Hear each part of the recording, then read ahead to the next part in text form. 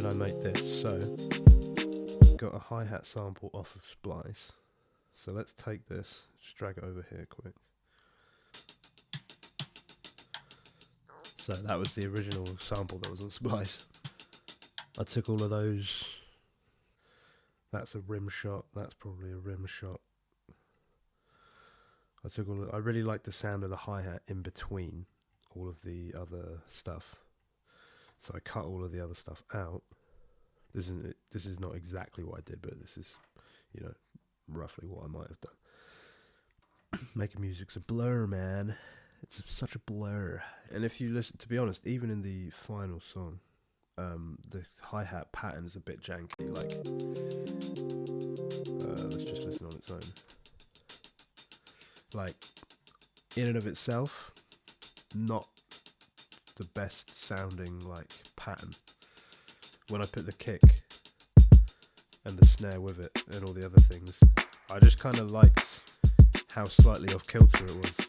It didn't, you know, I didn't want it to be perfect. I kind of, because you've got that constant on the beat thing with the synth, the drums have a lot of room to just be really syncopated around that. You know. Then with the hi-hat, I added some flange and some spring reverb on the hi-hat. I just really like that effect. Reverb on drums is hard to get right. I'm surprised that I left that on, because usually that would have been something I try and then take off, but it felt really good in this song. Okay, so let me just dig into this beat a little bit. I like the way the kick and the snare just stop there. Just a bit of a counterintuitive beat.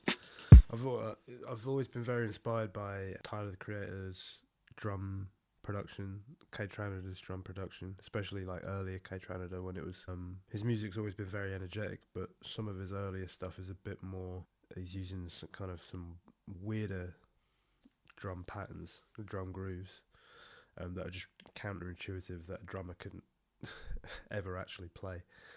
But those two definitely specifically like a big influences on how I've placed kicks and snares, just because they both do it so weirdly and in their own unique ways. So